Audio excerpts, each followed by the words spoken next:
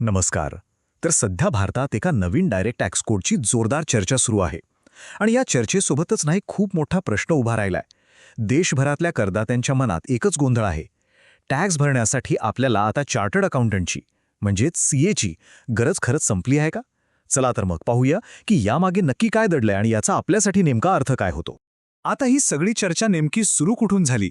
आपल्या अर्थमंत्री निर्मला सीतारमण यांनी एक विधान केलं. त्यांनी अगदी स्पष्टपणे सांगितलं की या नवीन कायद्यामुळे लोकांना टॅक्स फाईल करण्यासाठी सीएची गरज भासणार नाही. पण ह्या एका वाक्याने खरोखरच सगळं चित्र बदललं आहे का? खरंच की काय? म्हणजे ऐकायला तर हे खूपच भारी वाटतंय, नाही का? पण याचा अर्थ असा होतो का की सीए लोकांचं कामच आता संपलं? यात किती तथ्य आहे? चला जरा खोलात शिरून बघूया की यातलं सत्य काय आहे. बरं, मग ह्या मोठ्या प्रश्नाचं उत्तर मिळवायचं असेल तर आपल्याला आधी हा नवीन कायदा नेमका आहे तरी काय हे समजून घ्यायला लागेल. तर हा जो डायरेक्ट टॅक्स कोड 2025 आहे, हा एक नवीन कायदा आहे. आणि याचा उद्देश काय आहे? तर भारताची जी सध्याची किचकट कर प्रणाली आहे ना, तिला सोपं, अगदी सुटसुटीत बनवणं. आणि हो, एक महत्त्वाची गोष्ट, हा कायदा 1 एप्रिल 2026 पासून लागू होणार आहे. आता ही स्लाइड बघा. इथे जुन्या आणि नवीन कायद्यातला फरक एकदम स्पष्ट दिसतोय. आपला जुना कायदा जो 1961 सालचा आहे, म्हणजे विचार करा 60 वर्षांपेक्षा जास्त जुना, तो अनेक किचकट कलमांनी भरलेला होता. पण हा जो नवीन कायदा आहे तो एकदम आधुनिक आहे आणि त्यातले नियम खूप सोपे केले आहेत.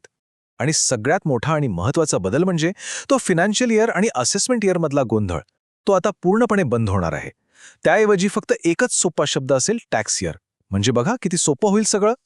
तर मग ह्या सगळ्याचा अर्थ असा घ्यायचा का की आता सीएची खरंच गरज उरली नाही? पाहूया हे नक्की कोणासाठी खरं आहे. हे जे विधान आहे ना, ते विशेषतः अशा लोकांसाठी आहे ज्यांचं उत्पन्न अगदी साधं सरळ आहे.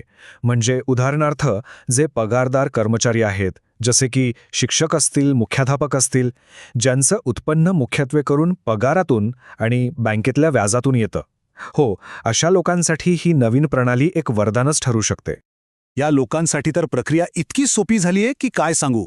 फक्त 3 सोप्या पायऱ्या. पहिली, आपल्या कंपनीकडून फॉर्म 16 घ्या. दुसरी, तो जो नवीन एकदम सोपा असा ITR फॉर्म आहे तो भरा. आणि तिसरी, तो सहजपणे ऑनलाईन सबमिट करून टाका. बस, यासाठी आता सीएला पैसे देण्याची खरंच गरज भासणार नाही.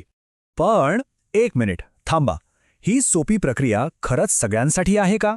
प्रत्येकालाच याचा फायदा होणार आहे का? याचं उत्तर कदाचित अनेकांना आश्चर्यचकित करेल.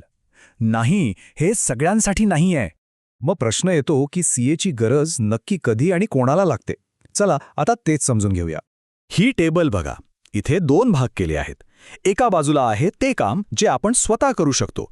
म्हणजे जर आपलं उत्पन्न फक्त पगार आणि बँक व्याजातून असेल तर रिटर्न स्वतः भरणं आता सहज शक्य आहे. पण दुसऱ्या बाजूला बघा, जर कोणाचा व्यवसाय असेल, शेअर बाजारातून चांगला नफा झाला असेल, किंवा ज्यांना टॅक्स ऑडिट लागू होतं, किंवा समजा एकापेक्षा जास्त घरांतून उत्पन्न मिळत असेल, तर अशा परिस्थितीत आजही सीएच्या मदतीची आणि त्यांच्या सल्ल्याची गरज लागणारच आहे. म्हणजे बघा, थोडक्यात सांगायचं तर सीएचं काम फक्त रिटर्न भरणं एवढंच नाहीये. योग्य कर नियोजन करून जास्तीत जास्त कर कसा वाचवता येईल, किंवा आपल्या गुंतागुंतीच्या आर्थिक बाबींमध्ये योग्य निर्णय कसे घ्यायचे, यासाठी एका तज्ज्ञाचा सल्ला खूप खूप महत्त्वाचा ठरतो. ठीक आहे, मग या सगळ्याचा अर्थ काय? सरकारचा या नवीन कायद्यामागे खरा उद्देश तरी काय आहे? तर यातला सगळ्यात महत्त्वाचा मुद्दा समजून घ्या. सरकारचा उद्देश सीए हा व्यवसाय बंद करण्याचा अजिबात नाहीये.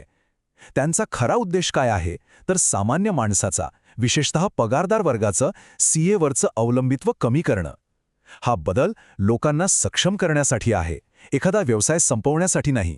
सरकारचा उद्देश अगदी स्पष्ट आहे, करदात्यांना सक्षम बनवणं, जेणेकरून साध्या सरळ गोष्टींसाठी त्यांना कोणावर अवलंबून राहावं लागणार नाही. तर मग आता खरा प्रश्न हा आहे की कोणाची आर्थिक परिस्थिती साधी आहे आणि कोणाची गुंतागुंतीची, हे प्रत्येकाने स्वतः ओळखायला हवं. आणि या नवीन बदलासाठी आपण सर्वजण कितपत तयार आहोत, हा एक विचार करण्यासारखा प्रश्न आहे, नाही का?